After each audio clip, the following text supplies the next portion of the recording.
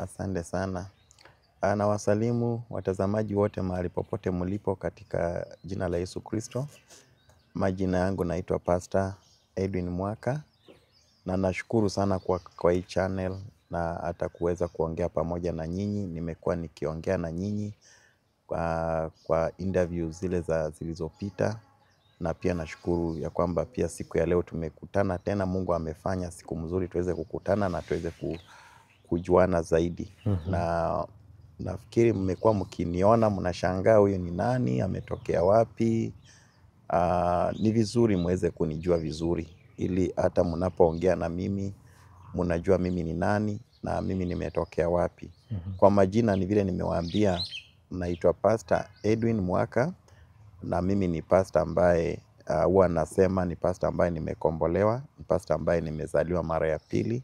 Sababu niliwahi kuwa pastor ule mwingine na niliwacha pastor wale wengine pande hiyo. Kwa hivyo mimi ni pastor mwingine different ambaye alitoka katika makanisa ya kudanganya watu, makanisa ya kutumia uchawi, makanisa ya kutumia nguvu za giza.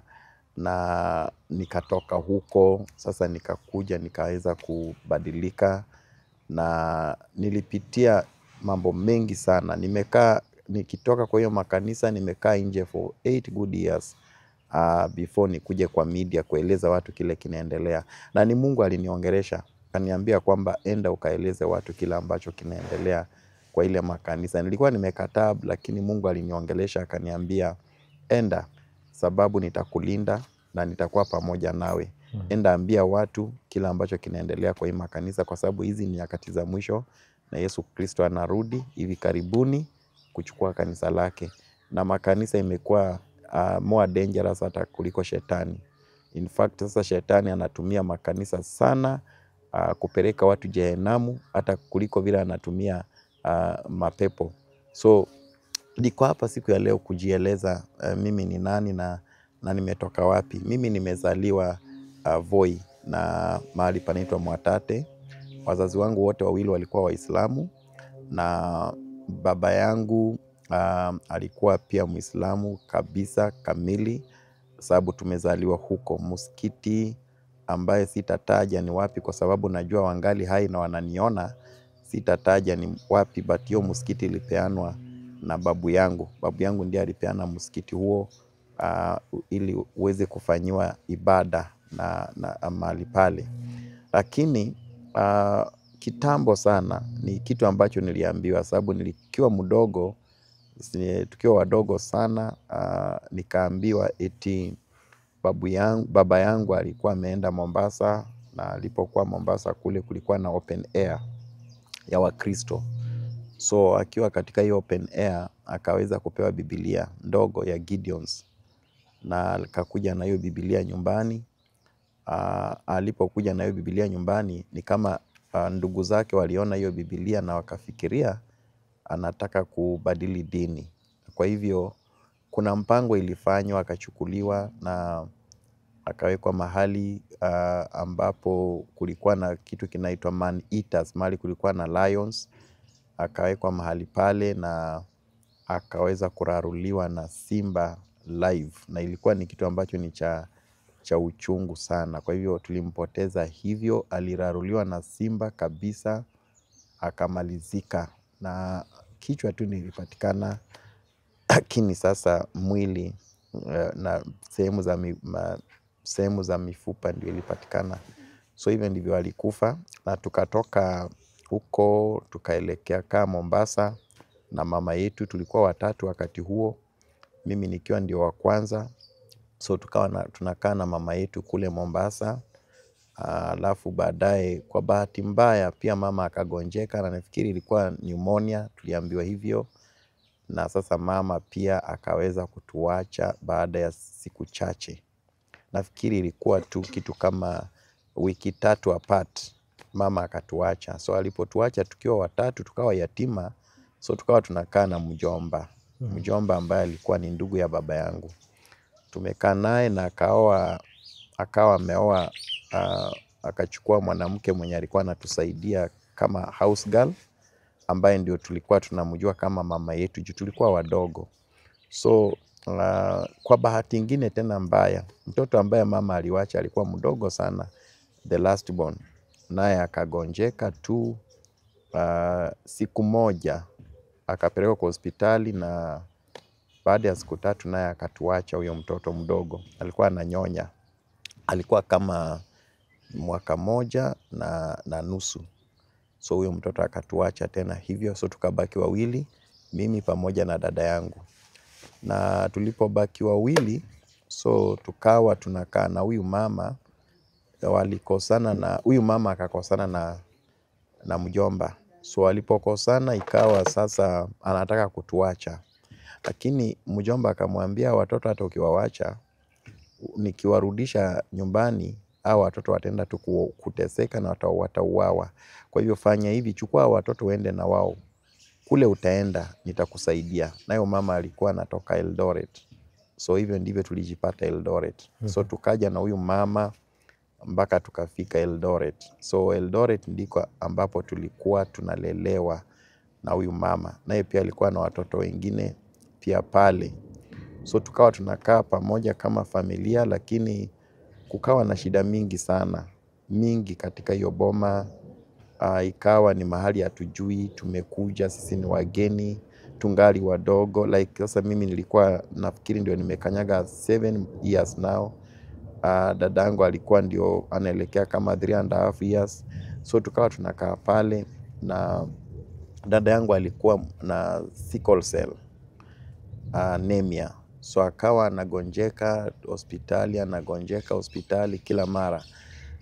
Na siku moja mimi nilikuwa nimebaki kwa boma, na kwa boma nilikuwa kazi yangu ilikuwa ni kuchunga wanyama, kuchunga ng'ombe na kuangalia vitu za boma. Nilikuwa nimeenda shule kidogo, lakini ikawa ni kama shule pia ninawacha, kwa sababu sasa ilikuwa maisha imekuwa magumu sana. So nilikuwa mtu wa kuangalia tu boma ni kama nilikuwa nimeandikwa kazi. Juu sasa mimi nafanya kazi zote pale, ya kuangalia ng'ombe, ya kuchunga kila kitu. Na siku moja nikiwa nimeenda kuchunga ng'ombe, niliporudi nyumbani nikapata dada yangu ni mgonjwa sana, kwa amegonjeka sana sana. So nikamwangalia, nikapata ako na joto, amegonjeka, hajiwezi. So mimi nikawa tu niko pale, na hao wazazi ambao tulikuwa tunakaa na wao, mzee alikuwa anafanya kazi Mombasa, lakini mama alikuwa anakaa mjini, kulikuwa Eldoret. Sisi tulikuwa tumekaa mashambani mbali na town. So huyu dadangu alipokuwa amegonjeka hivyo, nikakuja nikamwangalia, ilikuwa kitu kama mwendo wa saa 12 karibu na nusu. So nikakuja nikambeba. Alikuwa ameisha nguvu kabisa, nikashindwa nitafanya nini, nitaenda wapi, hakukuwa na mtu karibu wakati huo. So nikiwa tu nimembeba hivyo, sikukuwa najua ni nini kinaendelea, lakini nilikuwa nimesikia alikuwa na sickle cell anemia wakati alipelekwa hospitali. So huyu dada yangu aliweza tu kukata roho kama nimemshika hivi, na mimi sikujua. Mimi nikafikiria tu amelala. So nikamwekelea chini, nikifikiria tu amelala, na mimi nikaendelea na shughuli zangu. So wakati mama alikuja sasa na watu wengine wakaja, wale tulikuwa tunakaa na wao, ndio nikasikia wanapiga nduru, na ndio nikaambiwa ya kwamba huyo dada yetu alikuwa ametuacha. Ilikuwa uchungu sana. Wakati huo nilikuwa hata nimekimbia niende nijirushe kwa maji, ilikuwa pale karibu, lakini watu wakanishika. Ikawa ni uchungu. Sasa nikabaki peke yangu, niko kwa nchi ya watu strangers, wajui. Nimewachwa na dada yangu, nimewachwa na wazazi wangu, nimewachwa na kila mtu. So mimi niko peke yangu. Ilikuwa ni uchungu sana. Nimejaribu kukufa mara mingi. I remember that time mateso ilikuwa mingi sana. Na siku moja nikajaribu hata nikachukua dawa kabisa, nikaenda kununua dawa, na nikakoroga na nikakunywa hiyo dawa. Lakini surprisingly niliumwa tu na tumbo vibaya, na nikaharisha mpaka damu, lakini sikukufa. Na nikaenda kwa hospitali, nikaenda nikatibiwa. Hadi wa leo niko na shida ya tumbo, siwezi kula vitu ngumu. So nikaenda nikasaidiwa. So kwa hiyo boma nikawa tu mimi ni mfanyakazi sasa ambaye nafanya kazi pale, na nikawa tu nimejulikana hivyo. So siendi shule. Shule nilipokuwa nimeanza kuenda sasa nikawacha, na mateso ikawa mingi. Na nitasema tu baadhi ya mateso ambayo ilinifanya nikatoroka kwa hiyo boma. Mateso ya kwanza ni kwamba siku moja nilikuwa, saa ingine kulikuwa na watoto wengi pale. Kulikuwa pia na watoto kutoka sehemu zingine wanalelewa hapo, ambao walikuwa wakubwa kwangu wengi wao. So siku moja nikiwa mara mingi chakula ikiletwa unaambiwa toka enda angalia ng'ombe. So wakati unaenda kuangalia ng'ombe, unaenda unarudi unapata either umebakishiwa tu chakula kidogo, ama saa zingine chakula kimeisha. So unakaa hivyo mpaka jioni. Sababu hiyo boma ilikuwa maskini sana. Kulikuwa na umaskini mwingi, kulikuwa na njaa, kulikuwa hakuna chakula, shamba yao ilikuwa ndogo. So siku moja walikuwa wamepika kuku. Sasa nyama ya kuku, sasa tukawa tumekaa tunajitayarisha kula, na mimi pia nimekuja nimejitayarisha kula. Then nikaambiwa enda angalia ng'ombe. So mimi nikatoka. Mahali pa kwenda kuangalia ng'ombe sio karibu sana vile, ni kama mahali naweza sema ni kama 1 kilometers away from nyumbani. So nikakimbia sana kwenda kuangalia ng'ombe, ili nirudi haraka nipate kama chakula iko at least nikule. So nikakimbia mbio sana kwenda kuangalia ng'ombe. Nilipokimbia kufika, nikabadilisha ng'ombe, nikachukua maji, nikapelekea ng'ombe na nikarudi. So huyo alinituma hakuamini kama kweli nimefika, sababu nilifanya haraka sana. Nilikimbia mbio, nikaenda nikachukua maji, nikapelekea ng'ombe, nikarudi mbio tena ili nipate chakula. Lakini hakuamini. Akaniuliza umepeleka ng'ombe wapi? Nikamueleza. Akaniambia hapana, enda chukua huyo ng'ombe umpeleke mahali fulani. So mahali penye ananiambia nipeleke ng'ombe ni double, ni kama double distance. Yes. So sasa nikaenda tena, nikakimbia kwenda kubadilisha ng'ombe. So nilipobadilisha, saa ile nilikuwa narudi mbio, kulikuwa na hii jembe inaitwa uma. Ilikuwa imewekwa kwa gate, kwa mlango mahali penye tunapitia. Na kwa vile nilikuwa nimekuja speed sana, nilikuja kama nimeangukia hiyo uma na ikanipasua mguu. Kapasua mguu, niko na alama kubwa sana kwa mguu ya right hii. So ilipopasua huo mguu, nilikosa hata nguvu ya kusimama, nikakosa hata nguvu ya kutembea, nikalala hapo. So nikawa nimechukua hiyo vumbi, huko kuna a lot of sand soil. So nikachukua sand soil nikafunika hiyo mguu, kwa sababu damu ilikuwa inatoka mingi sana. So nikafunika hiyo mguu yangu na sand soil, alafu nikalala tu hapo juu nilikuwa nimeumia uchungu. Sasa nikalala tu nikaangalia juu. So wale walinituma walipokuja wakanipata nimelala nimeangalia juu, hawakujua ya kwamba nimeumia. Wao walifikiria nimekuwa tu kichwa ngumu na nimekuwa na kiburi. So walienda wakachuna viboko bila kujua kile kimenitendekea. Wakakuja wakanipata pale na wakaanza kunichapa sasa.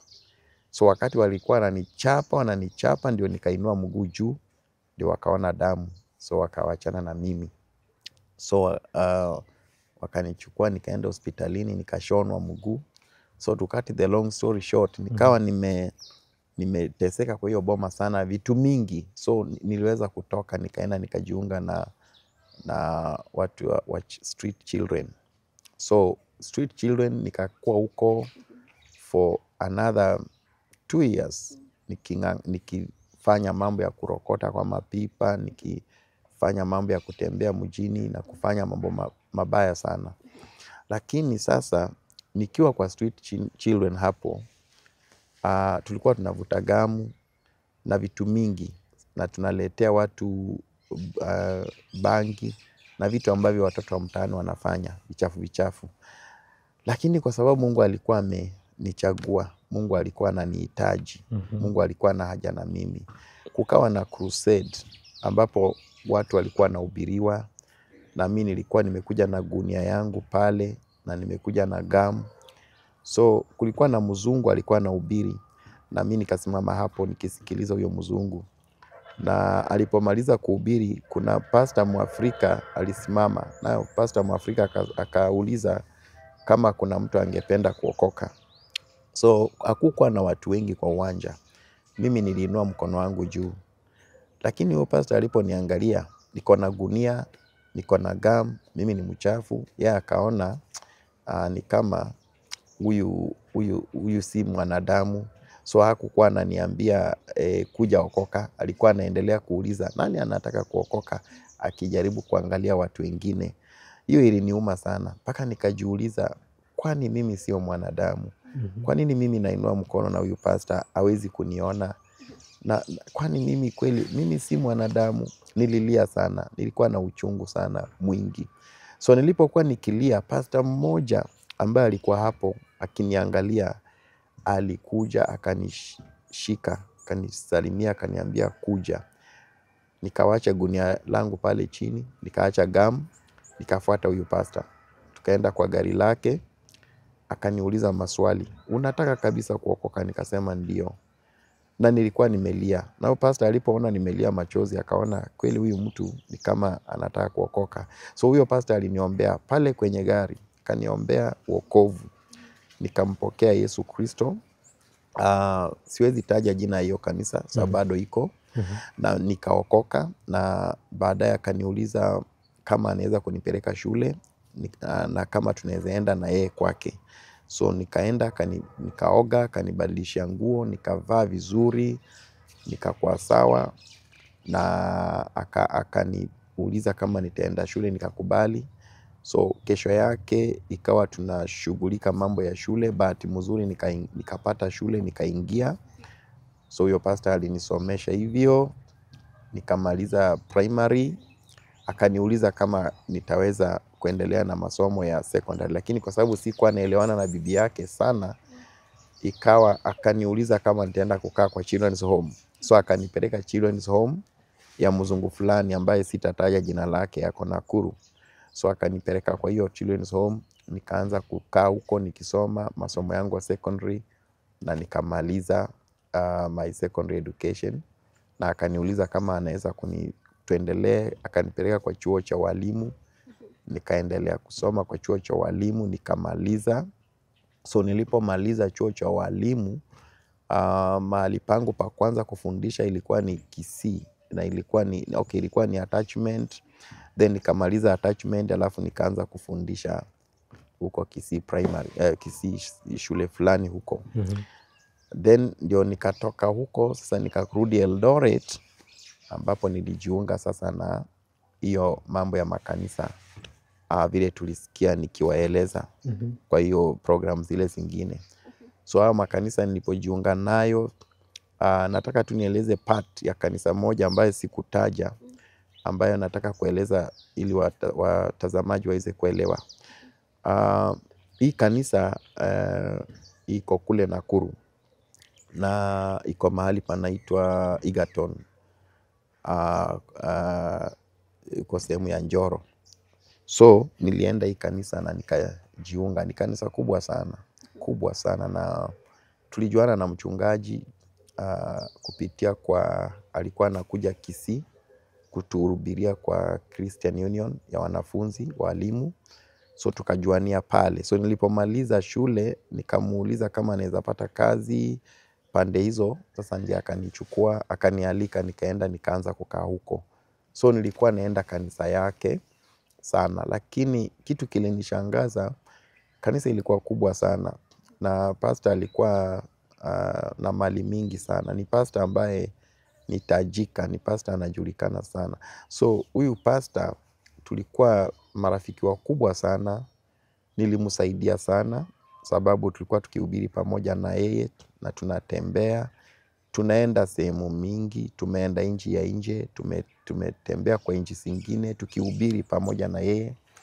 Na huyu pastor siku moja akaanza kunieleza, nilikuwa nauliza maswali sana, nilikuwa nauliza a lot of questions kuhusu mambo yenye nilikuwa naona kwa hiyo kanisa ilikuwa ikifanyika, vitu mingi ambazo nimecover kwa other programs, but ile yenye nataka kueleza hapa sija cover, so nataka nieleze hapa ndio watazamaji waweze kuelewa.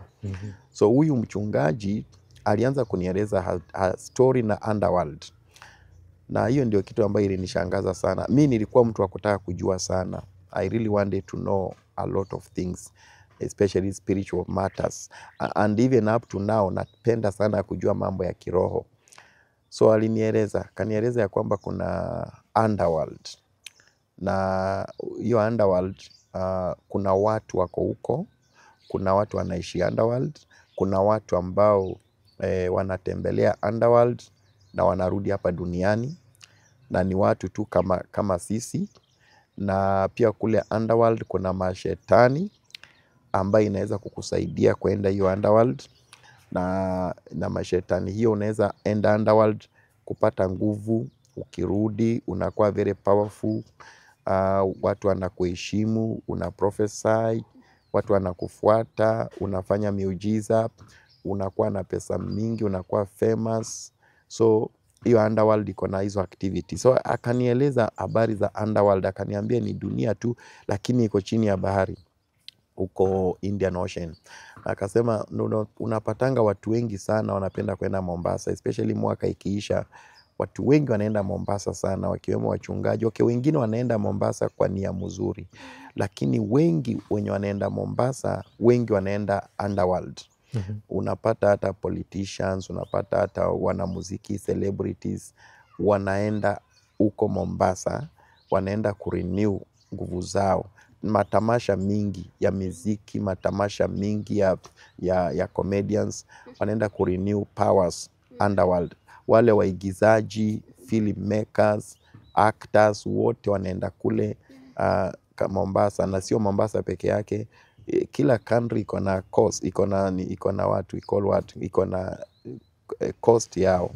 So depending on their, like in Ghana wanaenda Cotonou, kuna pia coast huko. Nigeria kunayo, South Africa iko pia, Dar es Salaam iko, Zanzibar iko. So those are the places ambapo watu wanaenda kurenew powers. So huyu pastor nilijua mambo mengi sana, na nilisafiri several countries tukiwa na yeye, na nilijua a lot of things especially concerning mambo ya kiroho. So kile ambacho kilinishtua sana, nilitaka sana kujua underworld. Nilikuwa interested, nilitaka sana kuelewa hii underworld kwani ni nini, what is this underworld. So alinieleza juu, akaniambia underworld ni dunia ambayo iko chini ya bahari, na ni dunia kabisa. It is even more beautiful than hii tuko. Ni dunia ambayo hiyo dunia, yani ukiwa kwa hiyo dunia, iko na nuru, haina jua but iko na nuru ya aina fulani, ambapo unaweza iko dome shaped. Na alinionyesha picha, so najaribu tu kueleza vile kuna fanana dome shaped. Na huko kwa hiyo dunia kuna watu, kuna viwanda, factories, kuna vitu zinaendelea kule, kuna Bible colleges ziko kule. Naposema Bible colleges, ninaongea kuhusu Bible college ambayo kuna makanisa ingine unapatanga wanafundisha mafundisho ya kupotosha, sio mafundisho ya Biblia. Wanasoma tu Biblia kabisa ndio, but wako na mafundisho ya kupotosha. Na kanisa moja niliwahi enda, iko pande ya Hurlingham, ambayo unaona sitaki kutaja jina, but wanafundisha habari za eti mambo ya grace. Sometimes hii mafundisho ya neema, the grace, imepotosha watu. Ndio maana Paul alisema, should we continue sinning because we are saved by grace? So unapata ya kwamba kuna Bible school kama hizo ambazo ziko na mafundisho ambaye ni mengi. Nitakuja kueleza, Mungu akinipatia nafasi nyingine nikuje pia hapa nitaeleza aina hizo mafundisho. Lakini kitu cha kushangaza huko underworld, aliniambia kuna watu wako huko. Kuna hata watu walikufa hapa duniani kabisa, walikufa but hawakukufa ile ukweli. They were transferred kwenda underworld. Na hapa duniani tunaona eti walikufa, but hawa watu wamekuwa transferred, wanaishi kule underworld. na wakati wao wa kukufa itakapofika, sasa watakufa ile kifo ya ukweli. But hapa duniani hao watu walikufa kifo yenye ni fake. It was a fake death. Unapata unaenda like, kuna story kuhusu Kisii ndakuja kueleza wakati mwingine, ambapo unapata makaburi wakati watu wamezikana huko Kisii, wachawi wanakuja usiku wa manane, wanakuja wanatoa mwili, na si ati wanachimba na jembe. Kuna vile wanatumia powers kukuja wakati mtu amekufa, then akishakufa wanakuja pale kwa mazishi, wakati wameshachimba kaburi wanaweka madawa chini ya hiyo kaburi, then wakati huo mtu amezikwa, hawa wachawi wanakuja usiku wa manane like saa 6 saa 7, wanakuja na powers zingine, wanafuruta hiyo sanduku kutoka kule chini, wanaweka kwa mnyama huyu fisi. Fisi anatupiwa powers za shetani, anakuwa empowered, anakuwa mnene kama ng'ombe, anabeba hiyo sanduku ya maiti, anabeba na wachawi, wanaenda mpaka kwa mto. Wakifika kwa mto kule, wanaosha hiyo maiti, wanakatakata hiyo maiti vizuri, hizo pieces za mtu, alafu hata wanapika ugali pale kwa mto, wanakula kwanza, and then wanagawana hizi nyama. Hii inafanyika kule Kisii, ambapo ukienda Kisii utapata makaburi imeingia ndani. Makaburi si kama hii ya kawaida, imeingia ndani kwa sababu already walishatoa hiyo mtu, ameshakula. Sasa hiyo mchanga inarudi chini, mtu huyo alishatolewa, hayuko. So unapata ya kwamba vitu kama hizo, nikaanza kujua ya kwamba underworld kuna like Kisii, mostly what is happening in Kisii, people don't die. Watu hawakufangi kifo ile ya ukweli. Kifo ile wanakufa ni ile fake. Hao watu wamekuwa transferred, wamepelekwa underworld. That's why naambia watu, ombeni sana. Hizi ni nyakati za mwisho. Ombeni sana, mkae katika maombi na kufunga, kwa sababu shetani anafanya kazi yake haraka sana. Maana shetani anajua kwamba wakati wake umekwisha na Yesu Kristo ako karibu kurudi. So hii story ya underworld, nilitaka sana kuenda underworld, na tulipoongea na huyu mchungaji alinieleza vile unaweza kwenda underworld. Akanieleza what you are supposed to do ili uweze kwenda underworld. Lazima ukuwe na mayai, na hiyo mayai lazima uibebe. Kuna vile unabeba hiyo mayai kupitia kwa intestine za ng'ombe, alafu unaweka kwa briefcase, unaweka perfume ili isinuke, then unasafiri kwenda sasa kule Mombasa. Ukienda Mombasa sasa unaenda unachukua hiyo mayai, unaitoa kwa hiyo intestine, and then unaenda kwa bahari, na ikuwe usiku sana. Alafu kuna occultist books ambazo una recite. Hizo vitabu ziko kwa occult, una recite hizo vitabu sana. Maneno ambayo imeandikwa pale ni kama maombi, so you recite so much mpaka unakuwa like possessed. Alafu ukikuwa possessed unatupa hiyo mayai. The moment umetupa hiyo mayai, unalala hapo kwa mto. So hizi waves za maji zinakuja kama zinakupeleka ndani ya mto, zinakuja kama zinakubeba. Ukishaingia huko ndani, sasa umeingia kwa dunia ingine. Uko kwa dunia ingine all together. Huko utapata watu wako huko, utapata factories, utapata magari zile hujawahi ona, utapata barabara zile hujawahi shuhudia hapa duniani, utapata vitu vya kila aina, products za kila aina, zile ambazo tunajua hapa. Kuna products zingine zinatoka kule underworld, zinakuja kwa dunia, ambapo watu wanazitumia hizo products, but ni za shetani. Nguo za kila aina, za kila fashion zinakuwa produced kule. So unapata hizo nguo zinapokuja, unapata kuna nguo ukienda kununua, utapata sio hiyo nguo ambayo imetoka dunia yake. So mimi nilitaka sana kwenda kuingia huko. So tukapanga na huyo pastor alikuwa anajiita askofu, tukapanga naye vizuri na wengine pia kama 4. Tukapanga na kwenda kule underworld, na tukatoka Egerton tukakuja. Mimi thank God nilikuwa na drive gari yangu, tukakuja mpaka tukafika Mombasa. Tulipofika Mombasa tukaenda kwa hoteli kubwa sana, so tukaanza kuzungumza habari za kwenda underworld, na huyo mchungaji alikuwa anatuelekeza sasa mambo ya underworld. So kitu ambacho kiliniokoa pale, alisema hivi, alisema mujue hivi, tunatoka saa 7 za usiku kwenda kutembea underworld. Na akatueleza vile nimewaeleza. Unachukua mayai, unaiongeresha na hiyo occultic book, unatupa hiyo engine, unalala chini kwa beach, kando ya beach. Sasa maji itakuwa inakuja ikikupeleka ndani, but hautazama, you will not die. Hiyo maji itakupeleka kabisa, itakuingiza huko ndani, mwili yako, this body uingie huko ndani, but hautazama. Alafu ukimaliza kutoka kule underworld, hiyo maji inakurudisha tena kwa the shore, kwa beach. Alafu ukitoka, ukiamka hauna maji kwa mwili wako. You are dry as you were. Sasa unarudi tena na itafanyika kabla asubuhi ijefika. Kwa umesharudi. Na hiyo process itatake how long? Inatake, unajua kuna time ya underworld na kuna time ya dunia. Time ya dunia itakuwa ni kama 30 minutes. That is kama mmeingia saa 7, utakaa mpaka saa 7:30. But time ya underworld utakaa kama mwenye umekaa huko 7 years. That is the time ya underworld. Such that ukirudi utakuwa umeona umekaa miaka mingi kule underworld. Lakini sasa hapa kwa dunia watakuambia ni 30 minutes. So it is like that.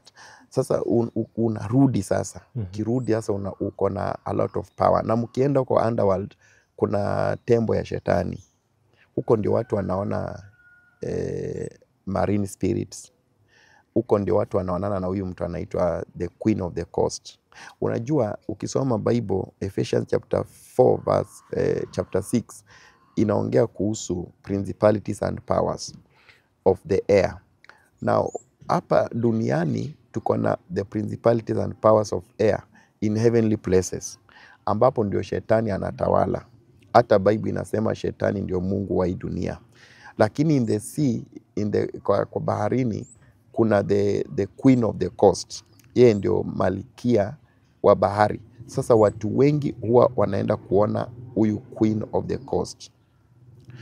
Na ni mwanamke mrembo sana. Wacha vile tunaambiwanga shetani ako na mkia, sijui ako na nini, ako na pembe. Ni mwanamke mrembo sana. Alafu kuna watu wako kule underworld, sio wanadamu wa kawaida, na wanakuja duniani mostly. So wakikuja duniani unapata kama ni mwanaume, he is very handsome, extremely handsome. Kama ni msichana ako extremely handsome.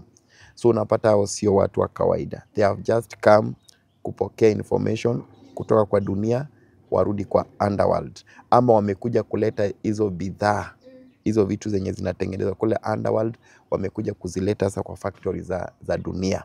Kuna factory zingine ambazo ni za kishetani hata hapa Kenya, mingi sana. So unapata wakati alitueleza, akaanza kutueleza okay, wakati utaenda mtafanya hivyo, tukawa na hiyo occultic book, I used to have it.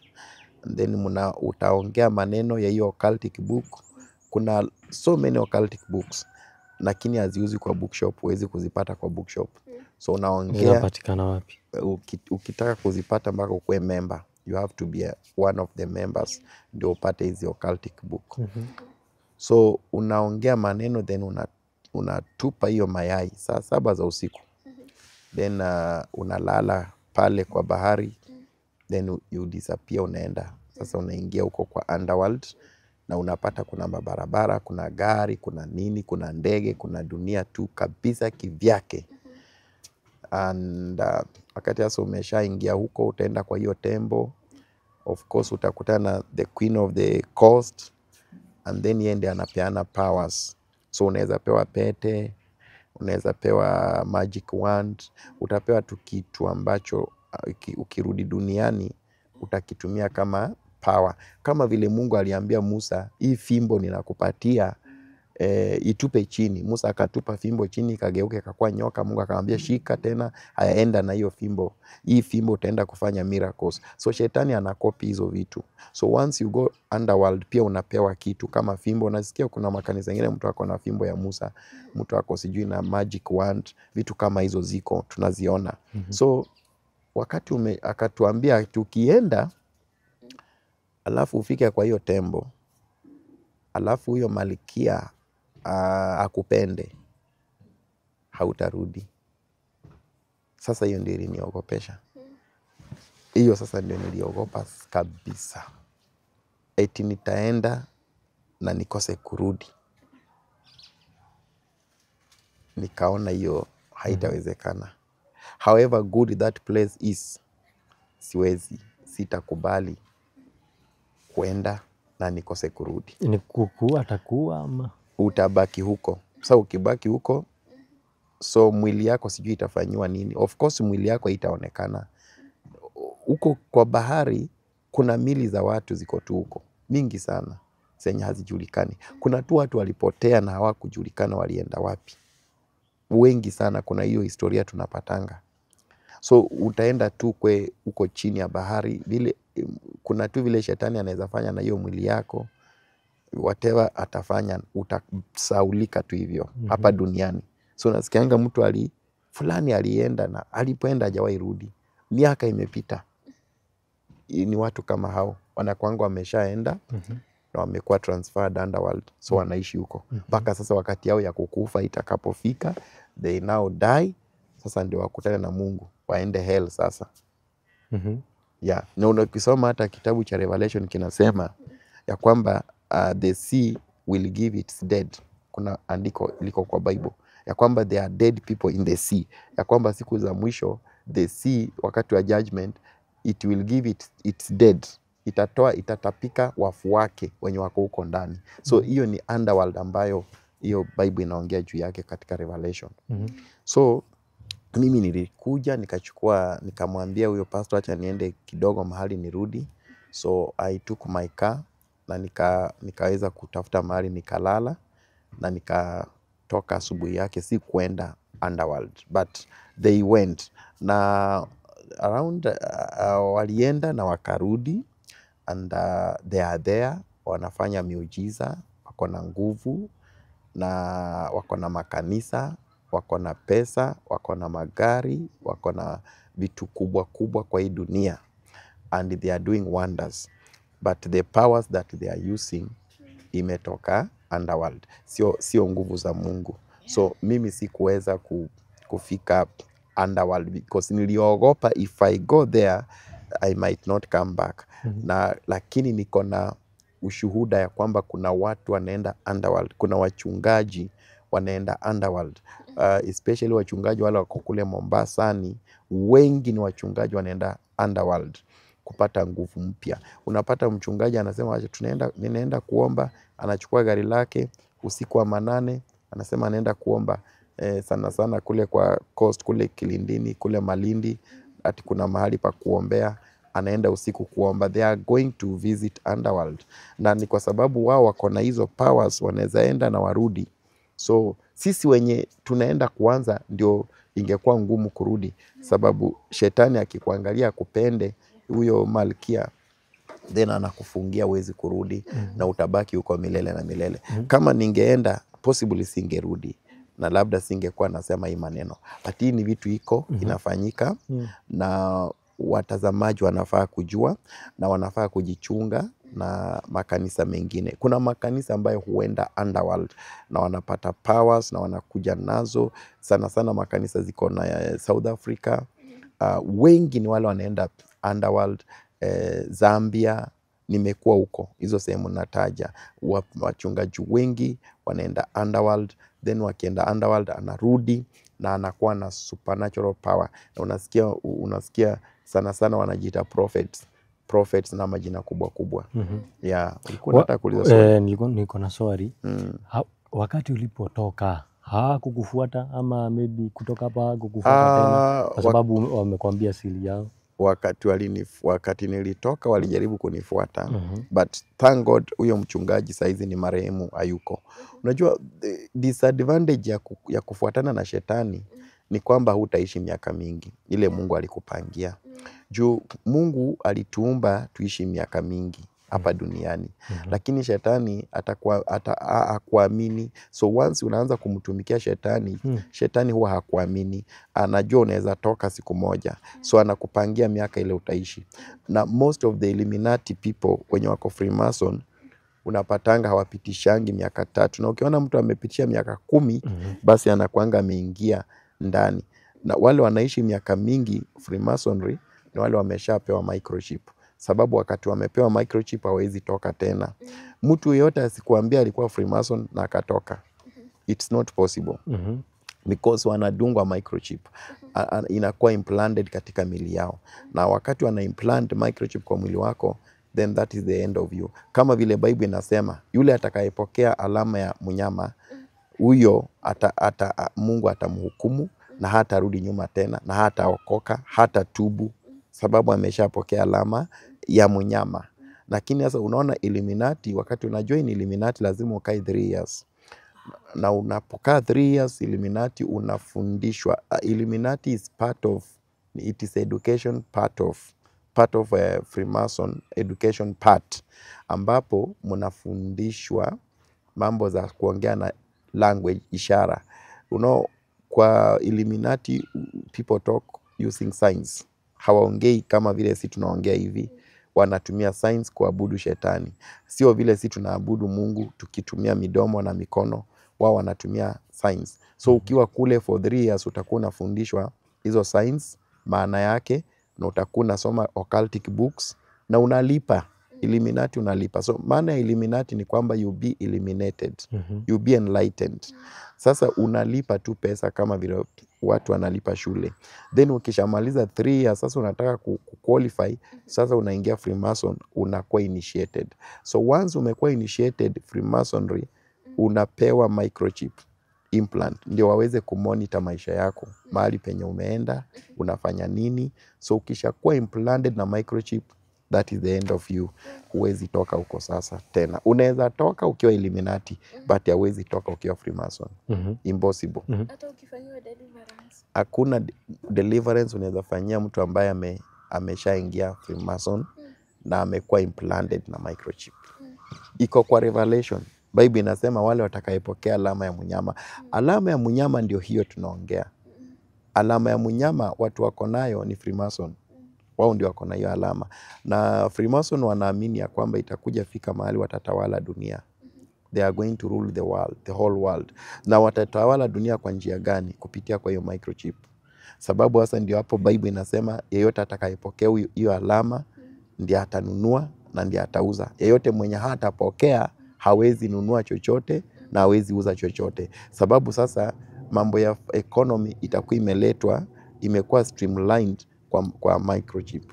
And that's why tunaambia watazamaji tuombe sana Yesu ako karibu kurudi, so that tuweze kuhesabiwa kunyakuliwa siku ambayo Yesu atarudi, unyakuliwe utoke katika mambo ambayo inakuja kwa dunia. Mambo ambayo inakuja kwa hii dunia hautastahimili. Saa hizi ndio ninakuongelesha popote unanisikiliza, utayarishe moyo wako, utengeneze maisha yako, kwa sababu tunaenda katika nyakati hatari. Bible imeshasema tayari ya kwamba nyakati ambazo tunaenda kuishi itakuwa ni nyakati za hatari, na sio mbali sana na 2030. 2030 vitu mingi inaenda kuanza kufanyika ambazo zinaenda kwa line kutayarisha mpinga Kristo kuja kutake over. Na ndio utapata vitu kama hizo nasikia na kuambia hizo ni siri ambazo ninakufungulia leo. Siri ambazo hazitakani zisemwe. Na Mungu amenipea neema niweze kusema hizo siri. Vitu mingi tunaona kwa internet, ati sijui mtu anasema alikuwa Freemason na ati ametoka amekombolewa. Huyo ni porojo. Hakuna mtu utaingia Freemason ati na utoke. It's not possible. Kama ni Illuminati utatoka. Sababu Illuminati ni kama tu shule. You can drop out of school na hata hawezi kuwa na shughuli na wewe. Ukishatoka they have no, hawezi ona kama utaenda kutoka hizo shughuli na. Lakini ukishaingia Freemason, saa ile unataka kutoka, they have to kill you. You have to die because they don't want their secrets to go out. Na hizo siri wakati umeenda Freemason unakuwa initiated, kuna kitu kinaitwa unaanguka. Kuna vile wanakunoka hapa kwa forehead, unaanguka, alafu unakuwa na kitu kinaitwa astral projection. Ukienda astral projection ndio sasa vitu yenye utaona huko kwenye umeenda, saa ile umeamka, hizo ndio vitu hufai kusema. So kuna vitu zenye unaona, kuna vitu zenye utakuja upewe instructions, ukuja kufanya hizo vitu hapa duniani. So hizo ndio siri ambazo unasikianga wanasema hazitakani kutoka nje. Sababu Freemason itself is be free to do what you want. Kuwa huru. Unataka kuua mtu ua, unataka kulala na ng'ombe lala, unataka kufanya nini, yani wanasemanga do what makes you happy. Hiyo story ya do what makes you happy, hiyo ni msemo ya shetani, sio ya Mungu. Because God does not tell us ati tufanye kile kinatufanya tukue happy. God is telling us tufanye mapenzi yake. Yeah, that is what the Bible says. But if Freemason watakwambia fanya kile kinakufanya ufurahie maisha, which is not godly. Turudi pale wakati mlipoachana yule pastor. Alafu kutoka hapo kulienda aje? So nilipoachana na yeye sasa nilikuja, of course nikakuja nikajiunga pia na kanisa ingine iko Westlands, ambapo hasa ndio nilikuwa naanza kuelezwa kuhusu mambo ya Freemason na Illuminati, ambayo nimewaeleza in summary form. Nikatoka huko tena nikakuja nikajiunga na another church again. The last church ambayo nilijiunga nayo sasa, hiyo nayo ilikuwa na mambo ya ushoga, na hiyo ni kanisa ambayo sana sana headquarters yake iko US. So na ni watu wanakushika vizuri, wanakuambia kuja tutakusaidia. Like mimi walinidanganya, kaniambia hebu kuja, tutakusaidia tufanye kazi ya Mungu. Unajua wanakuambia kuja mfanye kazi ya Mungu, so wewe unaona ni kazi ya Mungu mnaenda kufanya, but ukianza kuchunguza na kukaa very close na wao unapata hapana, sio kazi ya Mungu tena. So unapata wao nao walikuwa na mambo ya ushoga, mambo ya gayism. Naona ndio na support. Unajua kama gay ndio wanakupatia pesa, you have to do what they want. Lazima officiate marriage za jinsia moja, lazima usupport hiyo mambo ya alphabet wa system, lazima usupport. So unaona hasa nilipokuja nikarealize na nikaona hata viongozi wenye wanatuongoza ni watu tu walevi, wanakunywa pombe, hata wanasema tu mambo ya Mungu, but ukichunguza unapata hakuna Mungu, yani there is no God. Yani vitu yenye wanafanya ni mambo tu na pesa na kuna kujisifu vile wako na mali, na kujisifu vile wanasaidia watu, na kuchinja makondoo, kualika watu mnakula nini. Mimi nikaota ndoto ya kwamba you are in a wrong place, na nikaota tuko na wao kanisani hapo. Nilikuwa pastor, I used to be a pastor there, na nikaona mimi niko kwa kanisa ninahubiri na washirika wote wako uchi, hakuna mwenye ako na nguo. So God spoke to me, kaniambia, nikauliza Mungu, what is the meaning of this? Kwa nini naona kanisa ndio hii washirika wako na uchi everywhere, mimi peke yangu ndio niko na nguo, but washirika wote wanaimba wakidance na wako uchi? Mungu akaniambia, this is a bad church, hii ni kanisa ya mapepo, run for your life. So ndio nikatoka. Nilipotoka hiyo kanisa, Kabla hujatoka, naam, so venye uliingia ni kupata wanafanya hizo vitu walikuambia? Mimi niliingia, lakini niliingia nikakuwa na wao. Unajua miaka 2 sio kidogo. Within 2 years niliweza kunote kama hiyo mnaenda mnakula kondoo, yani mkienda kukula kondoo, mbuzi, eti sasa ilikuwa ni mambo ya Mungu, but itaishia wanaweka manyimbo mpaka za secular, inaishia mpaka unasikia sasa wanaanza kukunywa pombe, eti yet they are Christians, yet ati wameokoka na wamesoma Bible, wanaongea tu vizuri, unasikia wanahubiri neno la Mungu, unasikia wanasoma Bible, but unapata sasa kuna vitu unaangalia pale, wamama wanalewa, unaangalia unaanza kuona kweli kabisa hapa kuna Mungu kweli. So mimi nikachunguza hiyo maneno na nikaota hiyo ndoto. So nilipoota hiyo ndoto, of course waliponichukua walinieleza, kaniambia, kuna one of them alikuja akasema, mambo ya gay si mbaya, let us support people to do what they like. Na hapo ndio nilikuwa nimeshajua already, ukisikia mtu anasema it is good ufanye kile kinakufurahisha, ninajua ni mtu wa aina gani anaongea hivyo. So nilikuwa nimeshajua, niko na experience. So ndio nikakuja nikawaambia hapana. Wakaanza, wakati waliona sasa sifati maneno yao, they started, wakaanza kuniinukia tu. Kuna wakati nilikuwa nimetoka kwa hospitali na familia yangu, na bibi yangu na watoto wangu na drive. So nikiwa nimekuja nimedrive, hiyo wakati hiyo gari ilikuwa yao. So nikiwa na drive, nikikuja nikitoka kwa hospitali, I was at a speed of 100. Na saa ile nimeenda at a speed of 100, lori ilikuja from the opposite direction. Badala isimame, ilikuja kama imetulenga. So nilikanyaga brake na gari ikasway na ikarudi ikaenda kando ya barabara. Na hiyo lori ikapita at a very high speed. Ndio Mungu akaniambia, nilikuonyesha wakati uliota unahubiria watu hawana nguo, nikakwambia utoke, hukusikia. Sasa ndio hii the second sign. The third one, unaenda kukufa. So that is when I left the church. Nikawaita, nikaambia mimi, I am handing over church yenu. So wakaninyang'anya gari, wakaninyang'anya nyumba. Walikuwa wamenipea nyumba mzuri, nilikuwa nakaa kwa nyumba ya bedroom 2 nzuri sana, walikuwa nalipa. Wakaniambia hawatalipa, nitafute hiyo nyumba ingine nitoke hapo. So wakaacha kunilipia nyumba. Mtoto yangu alikuwa amepelekwa kwa shule nzuri. I used to pay around 40,000 and above. Mtoto yangu ikawa sasa hawezi lipiwa fees. Walikuwa wamechukua certificate zangu za church yangu sasa.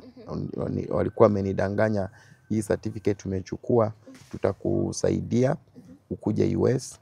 Kumbe ilikuwa ni uongo. So wakakuwa wamechukua hizo certificate. Sasa mimi nikarudi nyuma, mtoto yangu ikabidi nimtoe hiyo shule, ikabidi nitoke kwa hiyo nyumba, nikatafuta nyumba ingine kidogo. So nikarudi tu kwanza afresh. Na nikatoa mtoto, nikampeleka public school, na nikarudi fresh. Nang'ang'ana na maisha. I'm struggling, but I rather have peace. Jim Reeves aliimba akasema ya kwamba I rather have Jesus than have everything that Satan is offering. So mimi kitu kile kinanifurahisha ni kwamba niko na amani.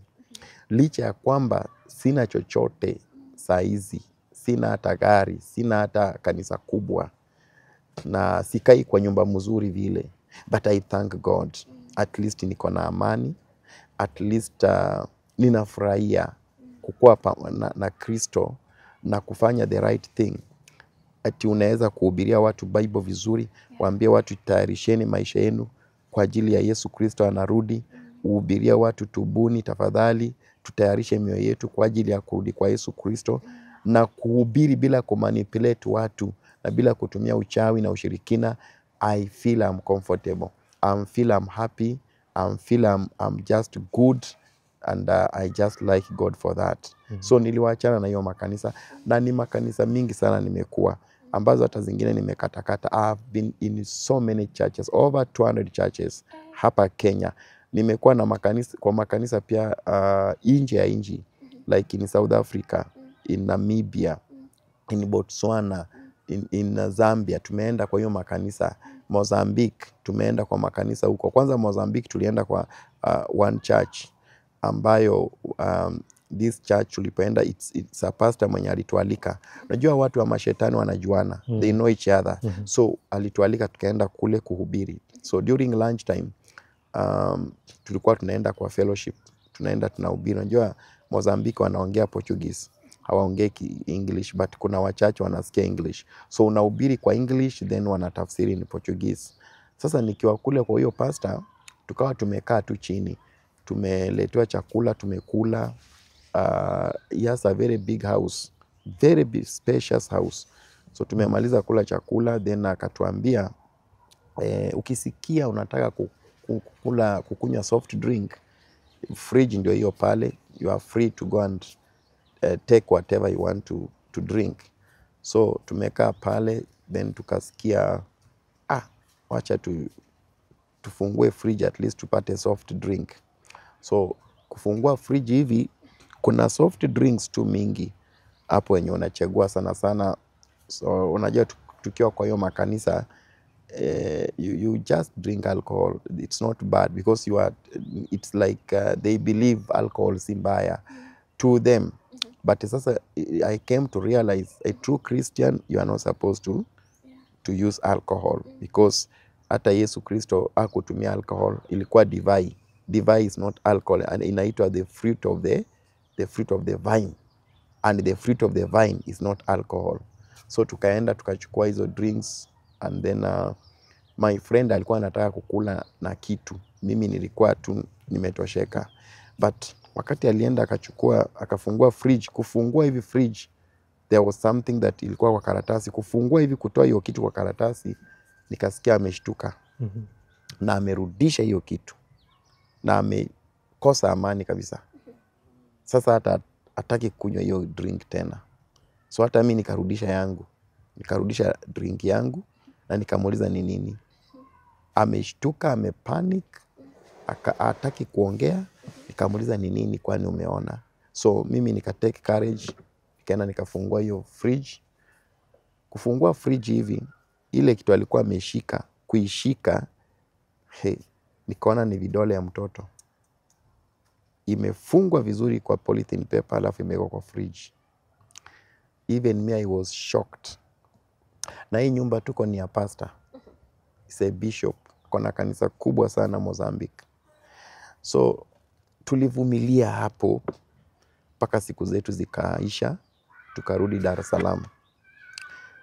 Na tuliporudi Dar es Salaam, that is when nilikuja kugundua ya kwamba most of the pastors, most of them are using powers of darkness in Africa.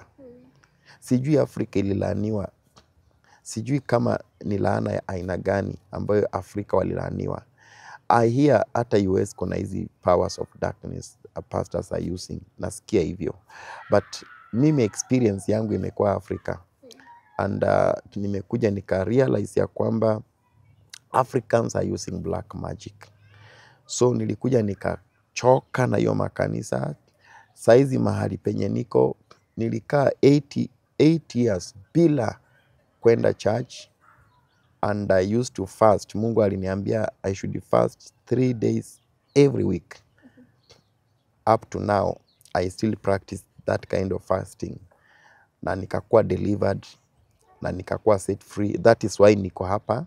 Siogopi mtu yeyote, siogopi nani anataka kufanya nini, maana Mungu aliniambia enda useme, nitakulinda. Mwenye atataka kukudhuru, ni mimi nitamudhuru kwanza kabla akufikie. So maneno ya Mungu ndio hayo. Aliniambia nisiogope chochote, na niseme waziwazi, na mwenye anataka kunidhuru, Mungu atamudhuru kabla hajanidhuru. So ndio maana niko hapa kueleza hii maneno. Nilienda nikaanza fresh. Tuko watu wachache kwa kanisa letu, hatujajenga, tuko na room kidogo ambayo tunashiriki, tunalipa hiyo room every month 5,000. We thank God, although we are struggling, tunang'ang'ana hata kulipa rent, but we thank God. Tunaendelea vizuri tukiwa na Mungu katika mioyo yetu, na Mungu amekuwa tu mwaminifu sana ya kutusaidia. Saa ingine inafika kikaribia end month, unasikia mtu anakupigia simu, pastor, nimekuwekea kitu pale, lipa rent yako. That is how I live. Hivyo ndivyo tu mimi naishi. Na ninashukuru Mungu kwa sababu nimekuwa nikiishi hivyo. Ndio maana nimekuja hapa. Wale wananitazama, kama umeguzwa na story yangu, please, whatever God will touch you, my number itawekwa pale. Na Wandua, na wewe umesikia story yangu kwa mtandao, umeniona na Mungu amekuguza. Mimi naishi kwa imani. Details zangu watawapatia pale chini. Unaweza kunitumia chochote kile ambacho utapata kitanisaidia. Na wale wameshanitumia tayari, tangia nikuwe hapa last week, wamenitumia. I just say God bless you so much. Nimeona wengi ambao wametoka US, sana sana wenye wako US, wamenipigia simu na wakaniuliza, pastor, tutakutumia aje kitu? Nimewapatia namba na kweli wakanitumia. na nimetumia pesa zingine kununua chakula, zingine nimetumia kulipa rent makanisani. I just say God bless you so much. Na Mungu tu awalinde kwenye muliko kwa diaspora huko. Mungu akwetu na nyinyi.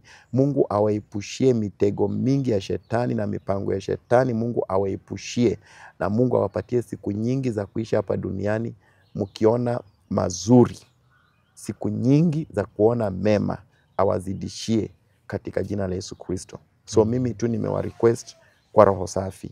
Mungu akiwaguza, namba yangu iko pale chini, na pia nitapeana namba yangu, and I am sure that God is going to touch you to reach out to me. Ukitaka kunipigia simu, pia ninafanya deliverance kwa wale watu ambao nimekuwa na deliverance kwa watoto wengi wa university. Like last Sunday nilibatiza wengine hapa kwa hii garden ambao wamekuwa chuo kikuu but wamekuwa wamejiunga na mambo ya Illuminati. Niliwabatiza hapa karibu watoto wa university 10 of them ambao nimewaombea na wamekuwa delivered completely. Thank God hawakuwa wamepewa microchip. Kuna mwenye alikuwa amewekewa tu tattoo, lakini nilimuombea na nikamsaidia kwenda kutoa hiyo tattoo na ilitolewa. Saizi anapata uponyaji kidogo kidogo, hakukuwa amewekewa microchip. So pia ninafanya hivyo. Kama uko na mtu mwenye anasumbukana na hii mashetani ama umetupiwa spells, kuna watu wenye ninaombea US wengi ambao wamekaa nyumbani, wananipigia simu Sundays, wananiambia pastor, we are here, pray for us, na wametupiwa spells. Nimesikia ushuhuda wakiniambia they are getting delivered.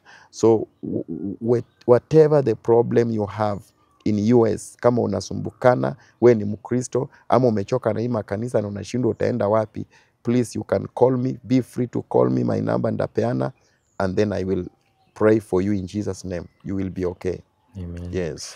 Kuna swali nataka kuuliza pastor. Naam. Hii church umesema ya magays, hiyo miaka 2 ushaishuhudia harusi yote? Hiyo miaka 2 nilikuwa nifunganisha harusi ya gay, na walikuja hata clip yangu iko kwa one of the channels, na wakaniambia walikuja wakaniongeresha, wakaniambia kuna watu wanataka kuja kufunga harusi. By the way, hivi vitu inafanyika Kenya. Watu wanatoka US wa jinsia moja wanakuja kufunganishwa hapa Kenya kwa makanisa hizi tu tunajua, but kwa usiku wa manane, na wanafunganishwa na wanapewa certificate na wanarudi US. So mimi nilikuwa nimeambiwa kuna watu watakuja nifunganisha harusi, and mostly inakuanga ni mzungu mwanaume na Mwafrika mwanaume, and mostly Mwafrika mwanaume ni watoto wadogo sana, watoto wetu vijana Gen Z, au ndio wametekwa na hiyo wametekwa nyara na hiyo mtego. So nilipoambiwa hivyo na nikataka kujua sana ni akina nani, na nikangoja, na baadaye nikakuja nikaambiwa, nikatumiwa picha kwa WhatsApp eti ni hawa. Kuangalia nikapata ni wanaume wawili, na nikaambiwa watakuja, na nikakuwa nimeahidiwa pesa, good money, 2 million Kenya shillings, but nikakataa. Nikasema wacha hiyo pesa ikae, wacha nisimame na neno la Mungu, wacha nifuate ukweli vile Mungu anataka. So nilipokataa, hiyo ndio baadhi ya vitu ilifanya nichokorwe na niondolewe kwa hiyo kanisa hivyo. So sijawahi shuhudia, kwa sababu hiyo kanisa haijakaa, nafikiri kama imekaa sana saa hizi ni miaka 2 inaelekea na nusu ndio hiyo kanisa tangu ianze. So sijui kama itafanyika, labda sasa imefanyika wakati nimetoka, sababu since nitoke hiyo kanisa I don't know what is happening with them. I left them like that na mimi nikakuja kuendelea na maisha yangu. Na niulize, walikuwa wanakuambia uende ufunganishe hiyo harusi kwa kanisa ama ni kwa utafunganisha kwa kanisa? Utafunganisha kwa kanisa. Kwa garden hakuna garden unless kama ni garden za Mombasa zile zinakubali hiyo maneno ambazo siwezi kuzitaja, but hii ilikuwa nifunganisha kwa kanisa, na ilikuwa nifunganishe usiku wa manane na niwapee certificate hivyo. These things are happening in Kenya. Ni vile tu watu hawajui. Gay marriages is underway, inafanyika hapa Kenya, inaendelea. Sio siri, inafanyika. Na hiyo Yes. kanisa unaweza pata huyu ni biblia fulani na bwana wake wako kwa hiyo kanisa. Yes, especially wazungu wakikuja, like tulikuwa na mkutano ambapo wazungu walikuja wengi, na nikaanza kuona hizo fishy characters. Naona mwanaume ameshika mwanaume mwenzake tu, anatembea, wakitembea wameshikana mkono. So hiyo nilishuhudia, na ni wa hiyo branch ya hiyo kanisa. Yeah. Na watu wengine nomo sasa kama wewe na bibi yako, sasa bibi mwanamke, kuna wenye wanasoma hiyo kanisa wako hivyo. Sasa unajua wengi wetu wenye tulikuwa kwa hii kanisa sisi ni wa Kenya. Sisi hatujui hiyo maneno. But sasa unajua saa hizi inakuwa introduced. Unasikia hizi kanisa zinasapotiwa kutoka US na watu wanatuma pesa. Unapata pastor alianza kanisa jana, within 3 months amejenga kanisa kubwa, ako na gari kubwa, ako na nyumba kubwa. Mostly utapata ni gay, wana support gay, although sasa ni kanisa but they support. So utapata hata akihubiri hawezi taja mambo ya gay, na wewe ukitaja mambo ya gay unaanza kuona wanaanza kukukasirikia, sababu you have to support. Yeah, because gay is also satanism. Satanism. Na hata kuna gay, najua watu wa Kenya hawajawahi elewa. Kuna gay yenye tu like now mimi niko na bibi yangu, tumeoana, mimi I'm a man and my wife is a female, and yet we are gay. People don't understand kuna gay wa aina hiyo pia. You don't sleep with your wife in a normal way. So there is that kind of gay you need to understand also. And it is in the churches, iko katika makanisa. Yeah. Sasa hiyo inakuwa ni Unaona, sacrifice inatolewa ama hiyo ukienda inakuwa hospitali utapata kuna wanawake walishindwa kuzaa watoto in normal way, wanaenda kufanyiwa upasuaji. So wengi wao wanawake wanafanyiwa hivyo. Lakini mimba wanapata. Mimba atapata, alafu hawezi zaa in a normal way because now sasa hiyo njia ya kawaida itumikangi sana. Hiyo njia ingine ndio inatumika. So kuzaa inakuwa shida. So unaweza pata kufanyika hivyo kwa marriage, hiyo ni gay. Ni gay. So it is like that. Gay iko mingi, iko hiyo aina, people need to understand that. So unaweza pata mtu ni pastor na ako na bibi yake but they are gay. Especially kuna kanisa zenye watu hawazai watoto. Ziko hata hapa Kenya iko hiyo kanisa. Yenye mwanaume unaenda unatolewa hiyo mshipa. Sasa huwezi zaa mtoto. Hiyo ni church iko Kenya. Ni vile siwezi taja jina, my friends. Na niliwahi kuwa hiyo kanisa. Nitawatajia jina after this. Na sasa wewe ukiingia huko ukiingia huko mtu mgeni wataitoa. Sasa ukitaka kuwa pastor, you want to be a pastor, sasa utaenda utolewe hiyo mbegu, alafu sasa unakuwa pastor. Huwezi kuwa pastor in that church ukiwa normal. Hawaamini katika kuzaa watoto. Nini sasa? It is kind of it is kind of initiation. It is kind of initiation that these people go through. Yet mkubwa yao ako na watoto. The bishop himself is a billionaire.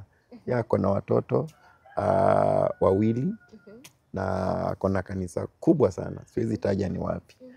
But sasa wewe ukijiunga na hiyo church huwezi zaa mtoto, unatolewa mbegu hivyo. Kama hutaki kutolewa mbegu unatumia simu tu. So you are gay. Hizi ndio vitu zinafanyika na ziko hapa kwetu Kenya. Si ati ni vitu ninaongea ziko US. Ni hapa kwetu Kenya, na watu wanafaa kujua hiyo vitu. Na sasa wewe kama ulikuwa sasa utakuwa gay now, you are already married. Sasa you have to make a decision because si ati unafosiwa. Hiyo ni kama conditions umepewa. That is a condition. Unataka ya kwamba unataka kufanikiwa, unataka mambo yake yaende mzuri. Kuna hata ndoa zingine, kuna watu wananipigia simu wengi, wananiambia pastor, mume wangu anatakanga kukuwa na mimi na huko nyuma. Hiyo ni nini? It is like that. He is in occultism. He is in occultism, na sasa anaambiwa afanye hivyo, ndiye afanye nini? Ndiye apate pesa, ndiye asaidiwe, ndiye asapotiwe. Na mwingine anataka kukuwa na wewe, apige picha atume. Kuna watu wanapiga picha na ni bibi na bwana. Kuna wengine hata najua bibi na bwana wanapiga picha na wanatumia wazungu na wanatumiwa pesa, wanakaa vizuri, wanalipiwa nyumba, watoto wanasoma vizuri, wanaishi maisha mzuri, hawatoki nje kwenda kufanya kazi. Kazi yao ni kuchukua kamera, kujivideotape, na wanatumia watu ngambo na wanatumiwa pesa. Hiyo inafanyika pia hapa Kenya. Sasa si hapo bibi ndiye ako kwa shida. Sasa bibi lazima atakubali, sababu sasa anataka pesa. So hizi ni vitu zinaendelea in this world. Hapo ndipo mahali pesa imefika. Hapo ndipo mahali, ndio nawaambia hivi, Yesu ako karibu kurudi. Na saa hizi hii vitu ninaongea hapa, Mungu aliniambia talk. I'm not a prophet, but Mungu aliniambia go and talk these things, kwa sababu watu hizi vitu utaongea wataziona in a very short while, wataanza kuziona sasa openly. Haitafichika. Mimi saa hizi ninafungua ile Yesu aliniambia in Matthew chapter 10 verse 27, whatever you are told in the secret, expose it on the rooftop. Mimi ninatangaza kabisa waziwazi, watu wajue vitu vinafanyika katika mimi siongei kuhusu watu wenye hawako kanisa. Ninaongea kuhusu watu wako kanisani. Wenye wako kanisa already ndio ninaongea juu yao. Kama watu kanisa yote wanafanya hizo tabia. Yes, kuna kanisa zenye inafanyika. Like now kanisa zenye zimejaa youth, lazima zitafanyika. Ni vile tu siwezi taja majina. I don't want to mention names. Kabisa. Kwanza shule, boarding schools, hii vitu inafanyika. And then wanajua ni kanisa gani nakubali. Unapata youth wamejaa huko. Unashindwa, huyu jamaa amepata kibali ya kufikia youth. Hapana, it is gayism. Sio kibali. Hebu nikuulize, kati ya watu wengi nimewahi sikia ama nimewahi jua wako kwa hizo vitu, wanaendaga wakijiua wenyewe. Unapata wamejinyonga. Inafikaga wapi ama ni kwa nini? Itafika kujinyoga kwa sababu demonic activities zote lazima zitaishia kwa maisha yako kukatishwa. Hiyo ndio sasa vitu watu wanafaa kujua. Demonic activity yeyote, maisha yako lazima itakatishwa. So utapata kama hiyo kujinyonga ni tu spirit hiyo ambayo tu alikuwa imemuinitiate. So inakuja inamtake away. Yeah. So atajinyonga, watakunywa sumu, ama ataamka tu asubuhi na anaua familia yake yote, na mambo inaisha hivyo. Wanakuwaga na a lot of bitterness. Yeah, kabisa. Sababu shetani anachukua, you know, when like if you go to Illuminati, shetani anachukua your soul. Your soul inachukuliwa. Sasa you are not human at all. You are no longer a human being. Sasa you can do anything. Because wewe huna utu. Huna utu hata kabisa. Unafanya, unaweza chukua hata kisu na udunge hata bibi yako na watoto, na wewe mwenyewe ujidunge na ukufe. Ama unachukua hata mtoto yako mdogo una rape. Una utu hata kidogo, sababu you have sold your soul to the devil. That is the meaning of selling your soul to the devil. Yeah. Maneno yako ya mwisho pastor, tukimalizia. Maneno yangu ya mwisho tu, watazamaji, kama mmenisikiliza na mmeshanijua mahali natoka na mahali ninaenda, na ndio washauri tu niwaambie hizi ni nyakati za mwisho. Wale mnakaa diaspora, chungeni sana, kaeni katika mapenzi ya Mungu, na Mungu atawabariki mtakapokaa katika mapenzi ya Mungu. Mkiwa kule diaspora, msijiunge na hizi makanisa. Kuna zingine hata ni za wazungu tu, but ziko na maneno yao. Saizi hakuna mtu mwenye ajui shetani. So nitawashauri kwa jina la Yesu Kristo, mungoje, mkae katika njia za Mungu na muombe sana. Take your time and fast. Na zile ndoto unaota, don't take them for granted. Chunga sana ndoto zenye unaota. Na hizo ndoto Mungu anaweza tumia ndoto kukuona. Na mwisho nitawaomba tu mnisupport. Nataka kujenga kanisa, nataka kuweka mabati. Kuna mahali mtu alinipatia kiwanja, lakini sina mabati. Aliniambia, pastor, sasa mimi nitakupatia kiwanja, but mabati na whatever wewe mwenyewe shughulika. So nitawaomba kama mtanisupport, na Mungu atawabariki na Mungu atawaonekania sana. Nitawaomba tu hiyo. Namba yangu ya simu ni +254 723 770 333 +254 723 770 333. Hiyo namba yangu itawekwa pale chini, mtaweza kuona hiyo namba, na Mungu akiwaguza mtaweza kunisupport in Jesus name. Ama unipigie simu, nitakueleza vile utanisupport. Amen. Amen. Yes, mwirori hau ni hoto gutirihira tabara ito ya muthenya wa umuthi, na na wakeiguira Pastor Mwaka haria makoretwo makiuga no mende kuigua rwano rwake, ni mwako mukeiguira kuma haria kiambiriria kinya haria ikinyete gwa kahinda gaka. Nige kiumira nguririkanie njetagwo Wandua wa Mwangi. Ane kuma Ithamiro TV ngetwo Nyambura Maktavi. Kinya hindi wengi tweregane.